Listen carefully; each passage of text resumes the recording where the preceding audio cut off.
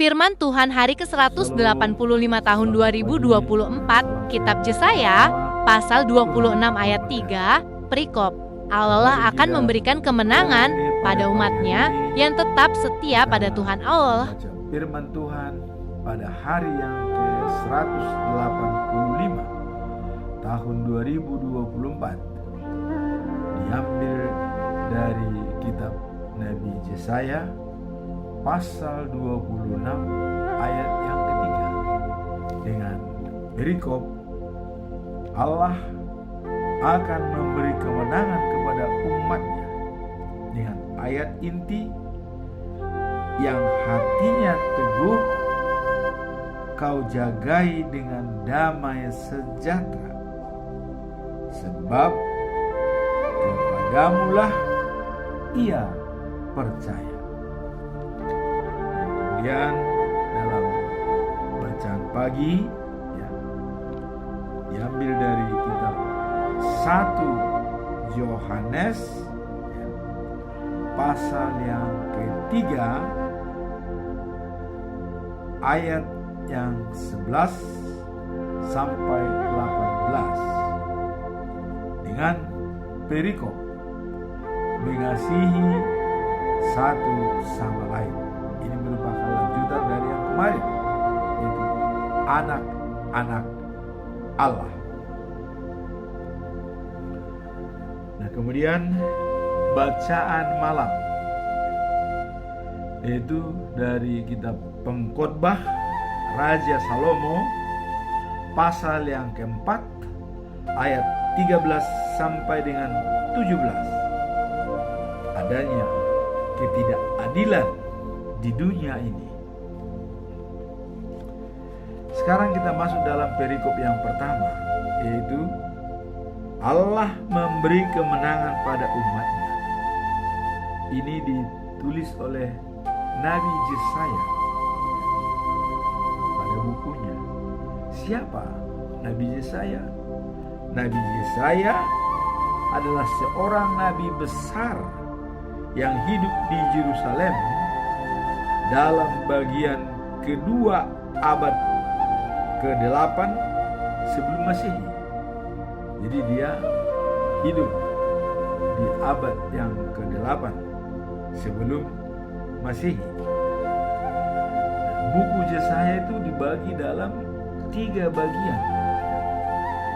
Bagian yang pertama yaitu pasal 1 sampai dengan 39 itu berasal dan membicarakan tentang zamannya Yehuda di kerajaan selatan yang diancam oleh Asyur atau Irak negara tetangga yang sangat kuat.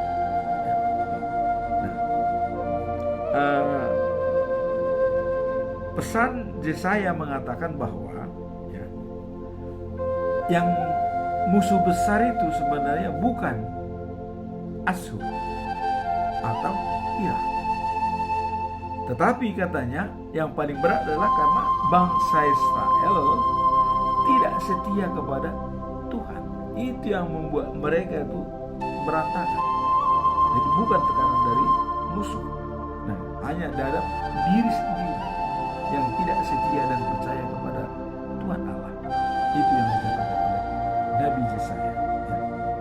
Nah, kemudian bagian yang kedua yaitu pasal 40 sampai dengan 55 itu berasal dari waktu masa pembuangan orang-orang Yehuda di Babel. Nah, mereka dalam keadaan hancur karena Yerusalem itu dibumi hanguskan oleh Nebukadnezar, sehingga semua bangsa Israel yang hebat-hebat dan yang kaya-kaya itu diangkut ke Babel, dan orang-orang miskin itu ditinggalkan di Yehuda untuk mengurus kebun-kebun anggur. Nah, jadi yang terkenal itu dibawa semua ke Babel, tapi yang tidak terkenal, rakyat biasa itu ditinggalkan. Itulah bagian yang kedua. Nah, kemudian Yesaya memberitakan bahwa tak lama lagi Allah akan membebaskan umatnya dan membawa mereka pulang ke Yerusalem. Jadi di dalam bagian kedua ini juga sudah dikatakan dengan kehancuran bangsa Israel ada dari Babel ya, ada masanya. Mereka akan kembali semua ke Yerusalem dan Tuhan akan menyayangi mereka dan membantu mereka untuk kembali ke negerinya masing-masing. Nah, kemudian bagian yang ketiga yaitu pasal 56 sampai dengan 66. Ini sebagian besar ditujukan kepada bangsa yang sudah kembali ke Yerusalem. Jadi mereka perlu diyakinkan lagi, artinya pendalaman dan pemahaman tentang perlunya kesetiaan kepada Tuhan Allah. Ya. Dan kemudian bahwa diyakinkan kepada mereka bahwa Allah akan memenuhi janjinya kepada bangsa itu. Kemudian perhatian khusus yang diberikan kepada mereka adalah cara hidup yang benar dan keadilan, juga kepada cara-cara merayakan hari Sabat. Bagaimana cara untuk menjalankan hari Sabat. Ya. Kemudian bagaimana mempersembahkan korban dan juga bagaimana cara berdoa yang benar. Nah, kemudian ada di sini dalam perikop yang ketiga ini bagian ketiga ada ayat-ayat yang sangat-sangat spesial ya, yang sering digunakan oleh Tuhan Yesus setelah Yesus lahir ya. Nah, itu disebutkan dalam Yesaya 61 ya, ayat 1 sampai 2 dikatakan. Kabar gembira tentang pembebasan. Ya. Kemudian kuasa Tuhan yang maha tinggi ada padaku. Ia memilih dan mengutus aku untuk membawa kabar baik kepada orang-orang miskin dan menyembuhkan orang yang remuk hatinya, untuk mengumumkan kepada orang tahanan bahwa mereka akan segera dibebaskan, dan kepada orang-orang dalam penjara bahwa mereka akan dilepaskan. Inilah nubuat di dalam kitab Yesaya 800 sebelum Masehi dan setelah Masehi dilaksanakan oleh Yesus Kristus. Itulah Yesus yang datang ke dunia. Kemudian dikatakan dalam ayat 2, Ia mengutus aku untuk memberitakan bahwa sudah tiba saatnya Tuhan menyelamatkan untuk menghibur semua yang berduka cita dan membalas musuh-musuh mereka. Nah, ini jelas ini dikatakan ya dalam bagian ketiga ini. Jadi kedatangan Tuhan Yesus akan membebaskan dan menghibur orang-orang miskin. Nah, kalau dalam Lukas 4 ayat 18 sampai 19 dikatakan, Roh Tuhan ada padaku, Ia sudah melantik aku untuk memberitakan kabar baik kepada orang miskin. Nah, kemudian dalam Matius 5 ayat 4 dikatakan, berbahagialah orang yang bersedih hatinya, Allah akan menghibur mereka. Jadi ini berkaitan semua ya, berkaitan. Sekarang kita masuk pada bagian yang pertama ya, yaitu dalam waktu berasal dari zaman Yehuda ya, atau kerajaan selatan yang diancam oleh kehancuran karena berada di Babel ya. Dia diangkut dari Yerusalem. Jadi kita lihat dalam pasal 26 ayat 3 ini dengan perikop, Allah akan memberi kemenangan pada umatnya. Jadi waktu mereka dalam pembuangan, Allah sudah menjanjikan kemenangan. Kalian sabarlah. Ada waktunya, tinggal tunggu, kira-kira begitu. Nah, dalam perikop pasal 25, Allah ya akan memberikan jaminan kemenangan pada umatnya. Nah, kemudian apa yang dikatakan Allah memberikan kemenangan? Nah, dalam perikop pasal 25 sebelum pasal 26, Allah ya menyiapkan perjamuan pesta. Jadi perjamuan pesta itu ya, itu diadakan di Bukit Sion ya. Jadi Tuhan yang Maha Kuasa akan menyiapkan perjamuan pesta untuk semua bangsa di dunia. Ia menghidangkan makanan yang paling lezat dan anggur yang berkualitas. Di atas bukit itu ia akan menyingkapkan awan kesedihan ya, yang menyelubungi bangsa-bangsa. Jadi menyingkapkan awan kesedihan itu tidak lagi ada pada manusia ya, yang menyelubungi. Kemudian Tuhan yang Maha Kuasa akan membinasakan maut untuk selama-lamanya. Jadi di Bukit Sion, di perjamuan pesta itu, Tuhan membinasakan maut selama-lamanya. Ia akan menghapus air mata dari setiap wajah. Jadi air mata dari semua orang, tidak ada lagi tangisan, tidak ada lagi keluhan ya. Dan menghilangkan ya kehinaan yang ditanggung umatnya di seluruh bumi. Tuhan sudah berbicara dan hal itu pasti terjadi. Jadi nanti tidak ada lagi keluhan-keluhan ya, tidak ada lagi kehinaan, semua akan bergembira dan bersuka cita di Bukit Sion yang baru itu, di News of Jerusalem. Kemudian dikatakan juga dalam pasal 5 bahwa Allah akan menghukum Moab. Tuhan akan melindungi Bukit Sion, tetapi Moab akan diinjak-injak seperti jerami di tempat sampah.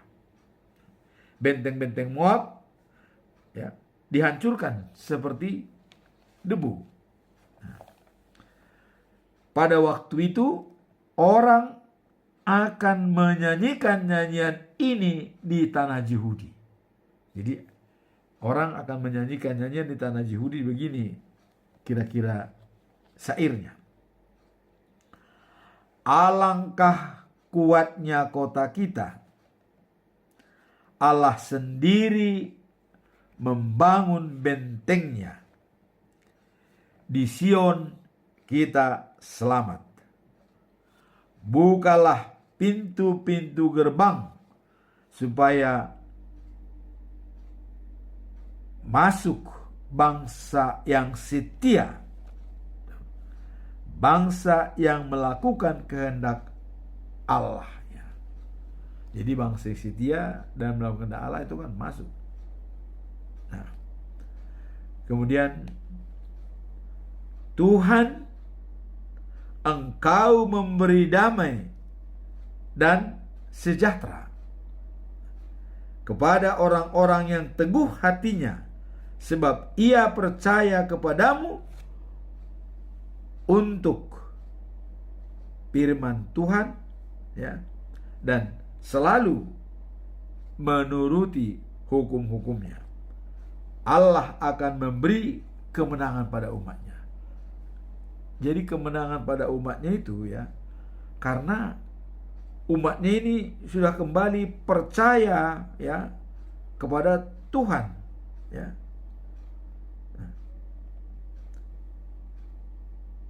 Dan firman Tuhan sudah mulai menuruti hukum-hukumnya, maka akan diberikan kemenangan kepada umatnya yang hatinya teguh, seperti hari ini, ayat hari ini, kau jaga dengan damai sejahtera, sebab kepadamulah ia percaya. Nah, jadi tadi ya, dengan adanya keyakinan dan umat itu mulai kembali berbalik dengan Tuhan, maka ayat hari ini adalah merupakan jaminan kepada mereka yang hatinya teguh ya, kau jaga dengan damai sejahtera, sebab kepadamulah ia percaya. Itulah kesimpulannya, walaupun tadinya ya ada masalah-masalah yang dialami oleh bangsa Yehuda semasa di pembuangan, tapi mereka, Allah akan memberi kemenangan kepada umatnya setelah mereka percaya dengan firman-Nya dan menuruti segala hukum-hukumnya. Kemudian kita masuk dalam bacaan pagi yang diambil dari 1 Yohanes pasal yang ketiga ayat 11 sampai 18 dengan perikop mengasihi satu sama lain. Nah, kemarin ya kita telah menjelaskan anak-anak Allah ya. Nah, siapa anak-anak Allah? Itu menjadi pertanyaan kita dan kita dari kemarin. Anak-anak Allah adalah orang yang melakukan kehendak Allah. Nah, kemudian anak iblis. Nah, ini ada anak Allah, ada anak iblis. Anak iblis ya adalah melakukan dosa yang dibenci oleh Allah. Jadi kalau anak-anak Allah melakukan kehendak Allah, anak-anak iblis melakukan apa yang ditentang oleh Allah, dosa ya. Nah, kemudian dikatakan oleh Yohanes ya, jangan seperti Kain yang menjadi anak iblis. Kenapa Kain menjadi anak iblis? Karena dia adalah membunuh saudaranya sendiri, Abel. Dia bunuh Abel. Apa sebab Kain membunuh Abel? Karena ya hal yang dilakukannya adalah sudah salah. Nah, tetapi Abel melakukan sesuatu hal yang baik. Maka niat jahat daripada Kain ya. Kalau kita lihat waktu itu ya, di mana persembahan Kain itu tidak sampai kepada Allah, tapi persembahan Abel itu diterima oleh Allah. Akhirnya Kain cemburu loh. Tapi dia tidak sadar, bukannya memperbaiki diri untuk membuat persembahan yang terbaik, tapi malah membunuh adik kandung sendiri. Nah, inilah anak iblis yang pertama mungkin ya, anak iblis ya, karena dia adalah anak daripada Adam yang pertama. Jadi sudah menjadi anak iblis ya, Kain. Nah, kemudian Yohanes ya mengatakan bahwa kalau orang ya dunia ini membenci kalian, kita semua tahu bahwa kita sudah keluar dari kematian dengan kebangkitan Yesus dan berpindah kepada hidup. Ya. Nah, jadi dunia ini membenci kita. Kenapa? Karena kita sudah mengikuti Yesus yang memberikan hidup, terutama dengan kebangkitannya, mengalahkan kematian. Nah, kemudian dikatakan bahwa bila kita mengasihi saudara kita, ya, orang yang tidak mengasihi, ya, berarti masih dikuasai kematian. Jadi suatu gambaran kalau kita sudah mengasihi saudara kita sendiri, itu sudah merupakan anak-anak Allah dan sudah sesuai dengan kehendak Allah. Nah, tetapi bila kita, ya, tidak mengasihi, berarti dikuasai kematian. Jadi masih dikuasai oleh iblis. Jadi kasih itulah satu-satunya cara untuk bisa sebagai pengikut Yesus. Ya. Dan Yesus sudah juga mengatakan ada dua hukum, kesimpulan daripada hukum Taurat. Hukum yang pertama, kasihanilah Tuhan Allahmu dari segenap hatimu, dari segenap jiwamu, dan dari segenap kekuatanmu. Mengasihi. Dan kasihanilah sesamamu seperti dirimu sendiri. Nah, jadi kasih itulah yang menentukan kita pengikut Yesus atau bukan. Kalau kita tidak memiliki kasih, berarti kita di luar daripada ajaran Yesus. Nah, dengan cara inilah kita mengetahui, ya, mengasihi sesama. Kristus sudah menjadikan dirinya untuk kita di kayu salib, ya, untuk mengetahui mengorbankan dirinya, ya, di kayu salib demi kita. Jadi kasih itu sudah lebih dulu dilakukan oleh Yesus. Begitu besar kasih Allah kepada dunia ini, maka Dia mengutus anaknya yang tunggal supaya semua orang beroleh hidup yang kekal. Jadi sudah didahului kasih itu oleh Tuhan Yesus Kristus. Nah, sebab itu katanya, kita juga harus, ya, mengerahkan hidup kita untuk saudara-saudara kita. Jadi karena sudah Yesus lebih dulu mengasihi kita, maka kita pun harus berbuat seperti itu untuk mengasihi saudara-saudara kita. Nah, bila seseorang katanya berkecukupan, ya, melihat saudaranya berkekurangan,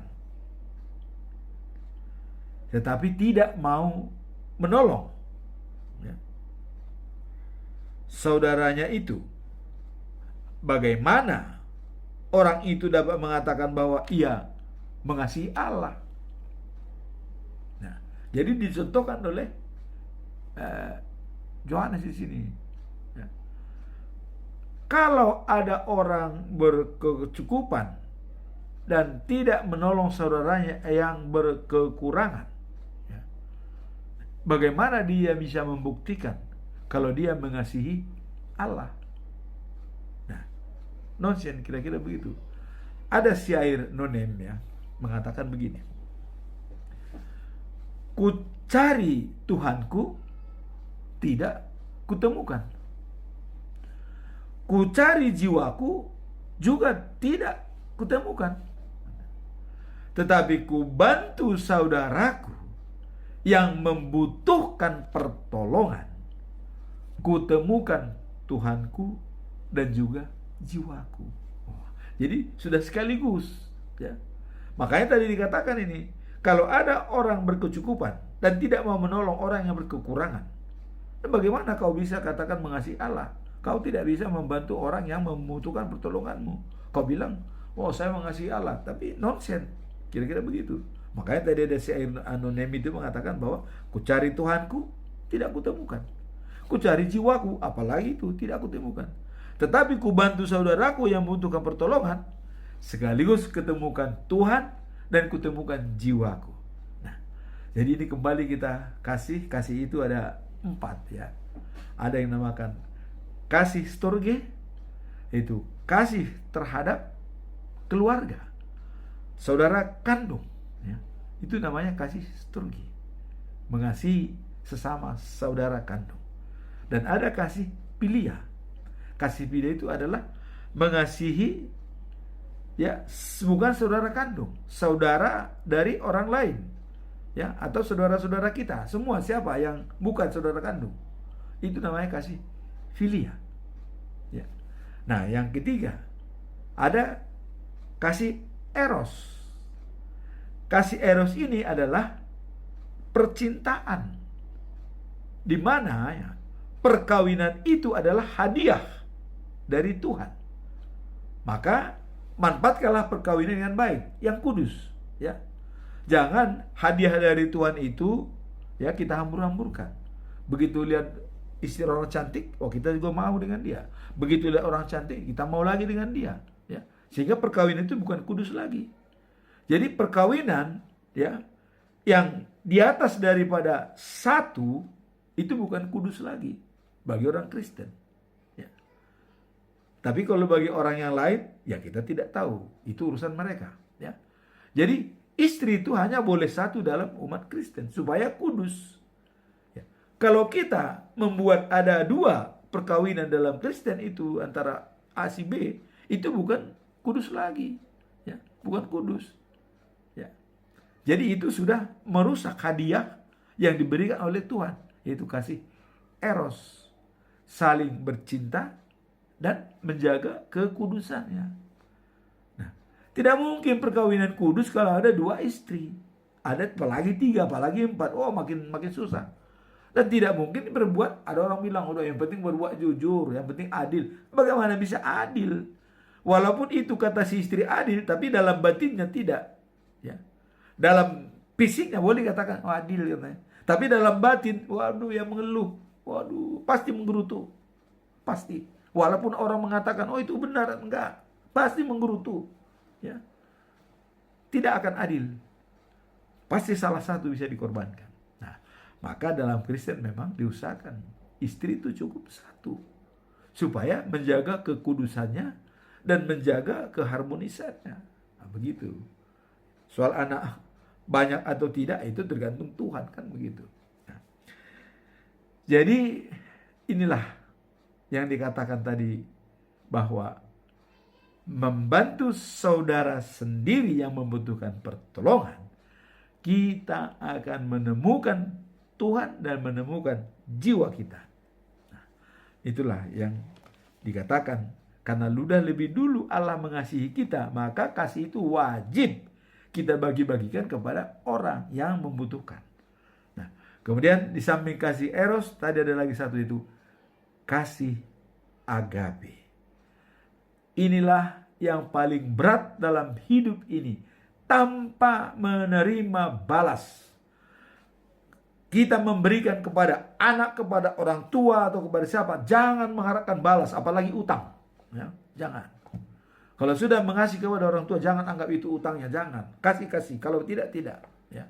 Jangan itu menganggap bahwa harus dibayar, tidak. Kita mengasihi dengan tulus, itu agape.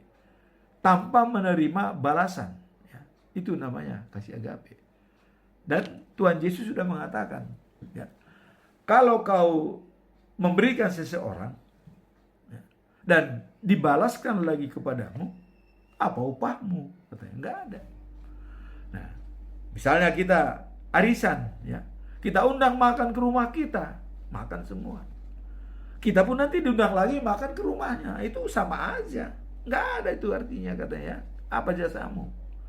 Tapi kalau kita undang makan di rumah kita, tukang beca, ya, kapan dia mengundang kita makan?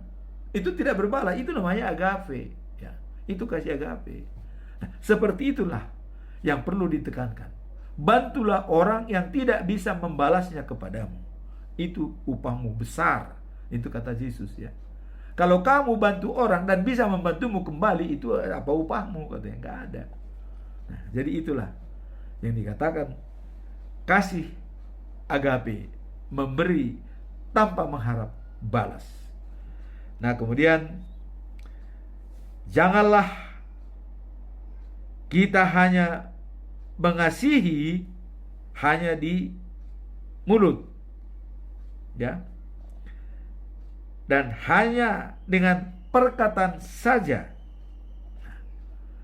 Hendaklah kita mengasihi dengan kasih yang sejati, yang bukan ya dengan hanya perkataan, tapi dengan perbuatan kita. Kalau kita memberi dengan tangan kanan, katanya itu tidak diketahui tangan kiri. Nah, jadi bukan hanya dengan perkataan. Maka dikatakan oleh dalam Yakobus 2:17 itu, iman tanpa perbuatan adalah mati. Ya, jadi kalau iman kita tidak berbuat, itu mati. Katanya seperti itu. Itu dalam Yakobus ya. Nah, jadi banyak memang orang kata-katanya mengasihi, aduh kasihan. Tapi apa? Apa yang kau berbuat?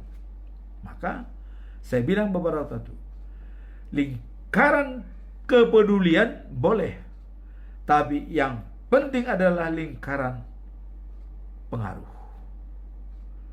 Peduli boleh, ya. Tapi apa pengaruhnya? Apa berbuat? Berbuat apa hanya kata-kata? Jadi harus dijalankan dengan perbuatan. Nah, itulah dikatakan mengasihi. Nah, kemudian dalam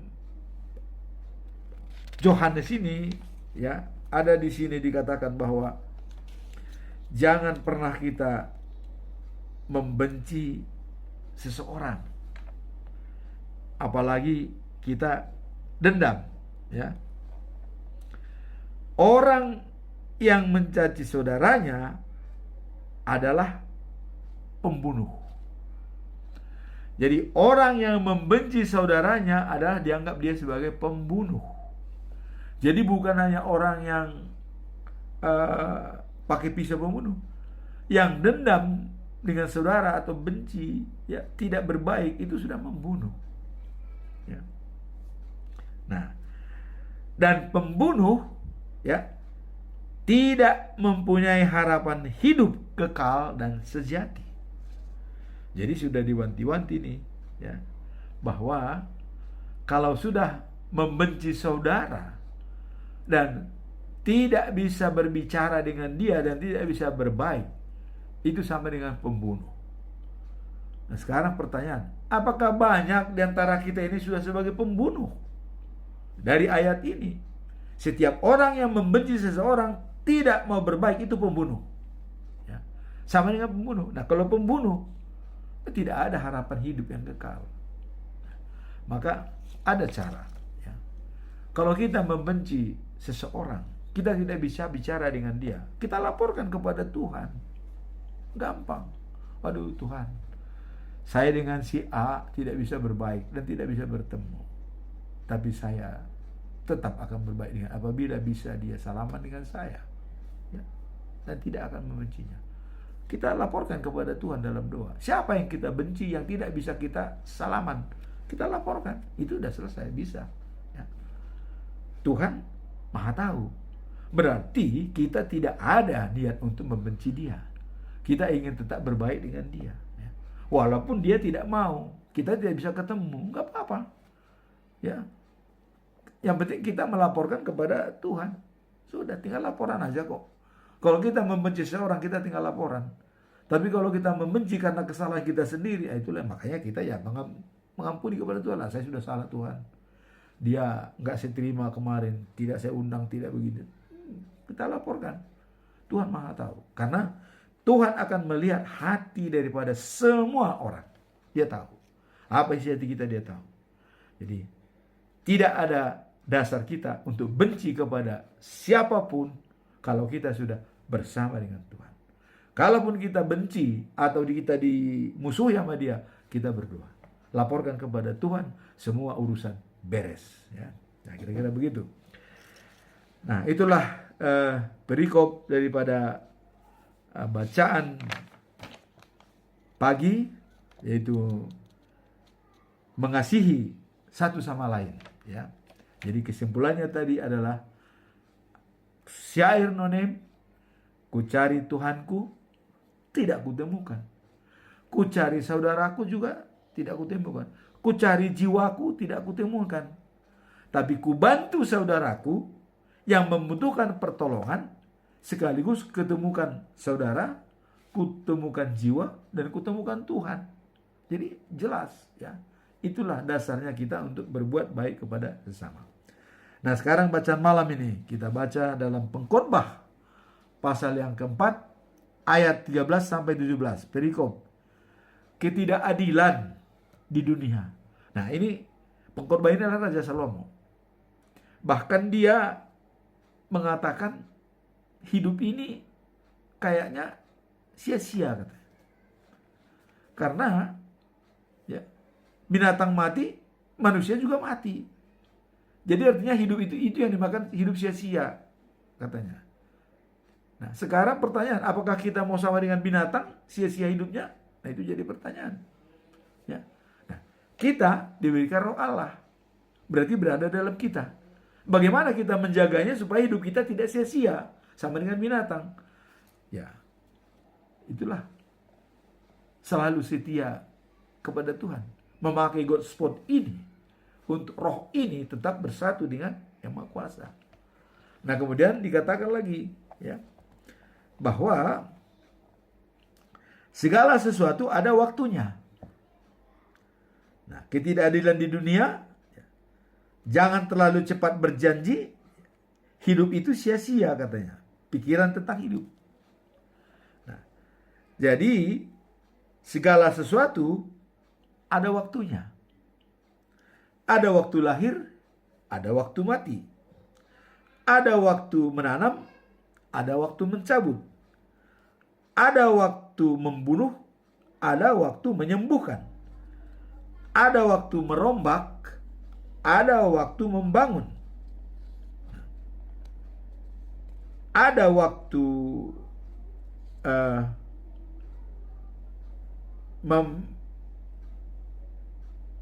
menangis, ada waktu tertawa. Jadi semua ada waktunya.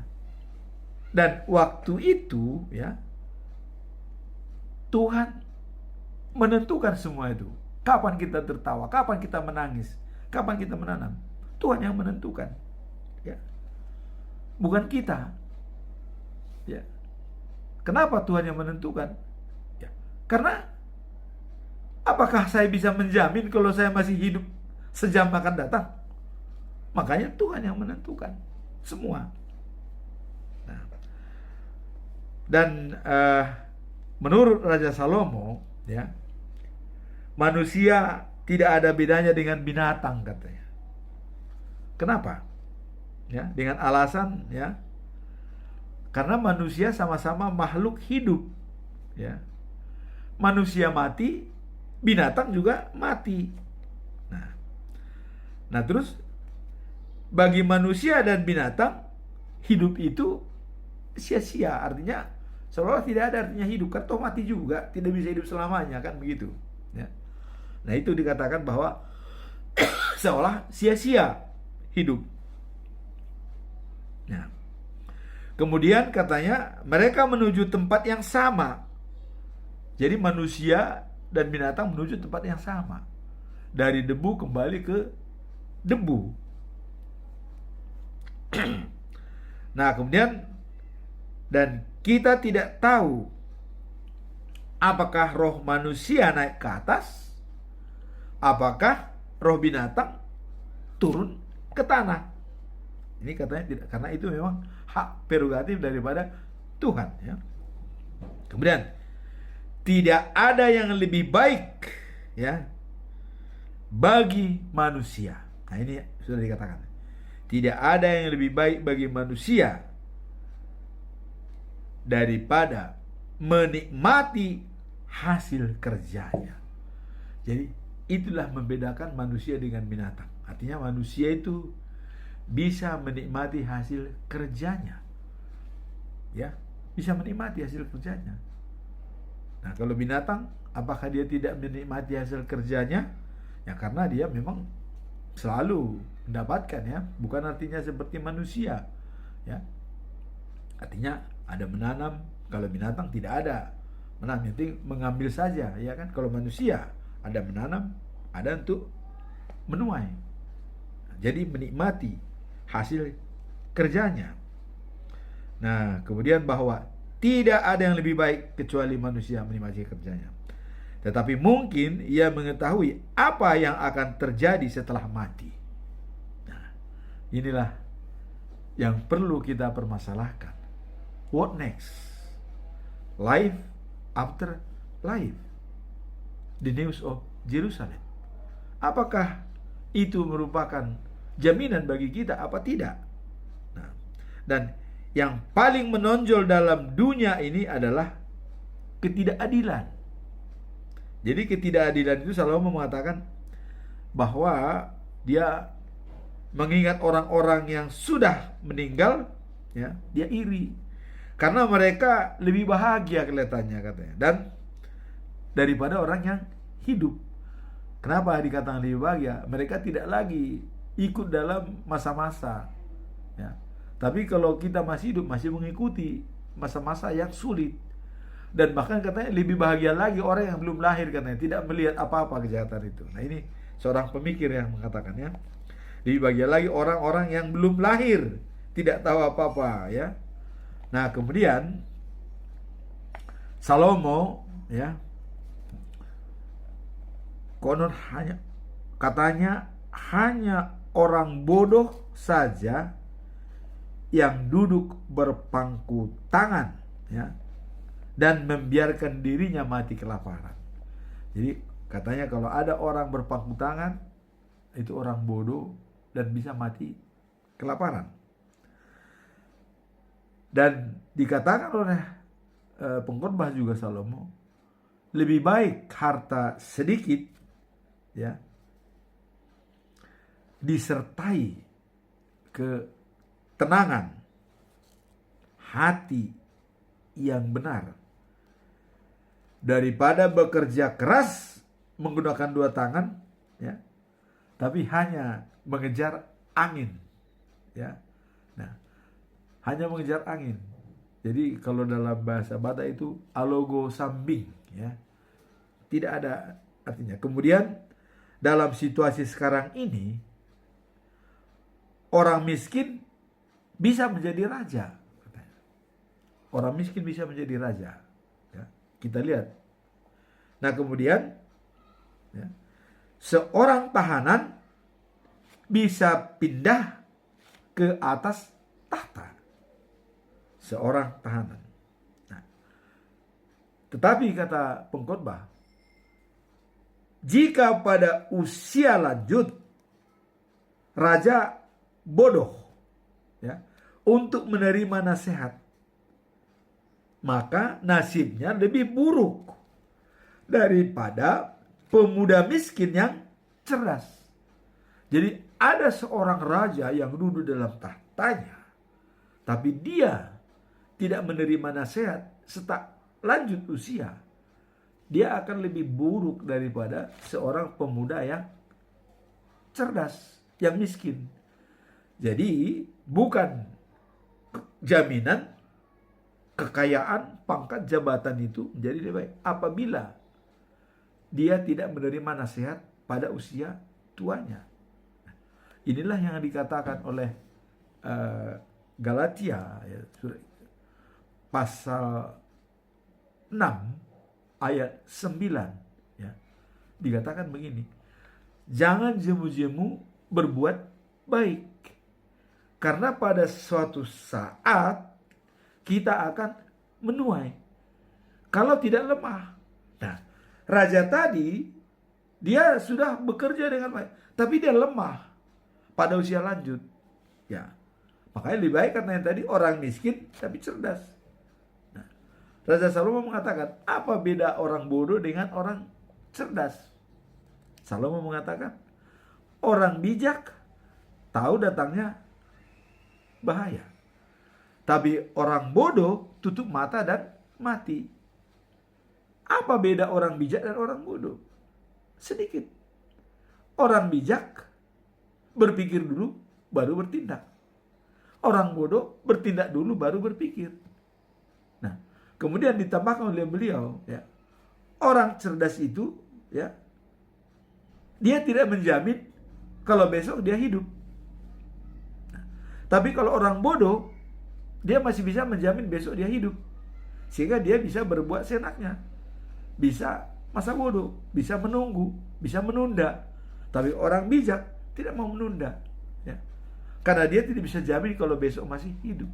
Maka dalam hidupnya orang cerdas itu selalu berdoa untuk menjamin kalau dia hidup.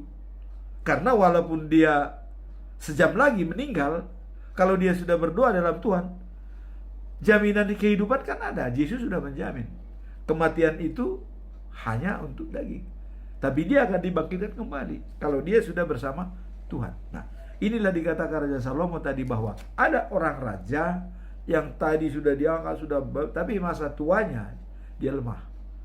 Nah, itu katanya lebih baik orang yang pemuda miskin tapi cerdas. Cerdas itu yaitu dia tidak bisa menjamin kalau dia hidup besok. Makanya orang cerdas tahu datangnya bahaya, tapi orang bodoh tutup mata dan mati. Disinilah sering saya katakan bahwa kalau orang pintar mengatakan nanti bagaimana. Kalau nanti bagaimana, dia mempersiapkan segala sesuatunya. Tapi kalau orang bodoh, bagaimana nanti? Tidak perlu persiapan, tergantung situasi. Nanti, ya kan? Nah itulah bedanya orang bodoh dan orang pintar. Nah, jadilah orang pintar. Orang pintar nantinya bagaimana? Tapi kalau orang bodoh, bagaimana nanti? Ya, nggak perlu kita persiapkan.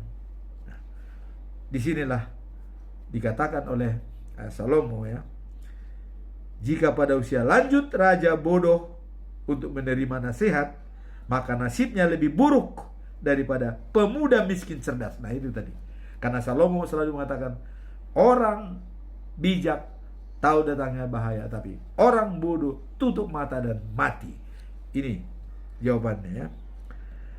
Dan semua orang di dunia ini, ya, dikatakan Salomo sadar bahwa di antara mereka pasti ada seorang pemuda yang akan, ya, menjadikan raja. Nah, jadi pasti dari semua manusia di dunia ini salah seorang di antaranya pasti bisa menjadi raja. Nah, rakyat yang dipimpinnya boleh jadi tak terhitung jumlahnya. Nah, boleh. Tetapi setelah ia pergi, tak ada yang berterima kasih mengingat jasanya. Nah, jadi memang semuanya sia-sia seperti usaha mengejar angin, katanya. Jadi dia sadar di antara semua orang pasti ada seorang menjadi raja dan dia memimpin banyak. Tetapi setelah dia pergi, dia dilupakan orang, tidak diingat jasanya. Itu pasti terjadi, kata Pak Raja Salomo. Nah, itulah yang dikatakan itu, kadang-kadang hidup ini adalah sia-sia dan hanya mengejar angin. Nah, sekarang pesan kepada kita, bagaimana supaya hidup ini tidak sia-sia. Nah, jadilah berkat, ya. Hidup ini menjadi berkat, ya. Walaupun ku tak mampu lagi bekerja, tapi Kalau sudah hidup kita menjadi berkat, itu sudah tercatat. Tapi dengan catatan, kita tidak lemah. Walaupun fisik kita lemah, tapi hati dan jiwa kita tidak lemah. Nah, maka Tuhan mengatakan, kasihanilah Tuhan Allahmu dari segenap hatimu, dari segenap jiwamu, dari segenap kekuatanmu. Kalau fisik kita tidak kuat mengasihi Tuhan, masih ada jiwa, masih ada hati. Ya. Nah, tapi kalau hati kita sudah mati rasa, jiwa kita juga sudah tidak ada lagi, ya apalagi fisik. Karena fisik ini dari tanah, tidak mungkin dia bisa berdiri sendiri. Ya. Harus dibarengi oleh jiwa dan hati. Nah, itulah maka kita perlu mengasihi Tuhan Allah dari segenap hati, jiwa, dan segala kekuatan kita. Nah, kemudian tadi mengasihi sesama seperti diri kita sendiri. Itulah firman Tuhan pada pagi hari ini yang dimulai tadi. Allah akan memberi kemenangan kepada umatnya. Ya.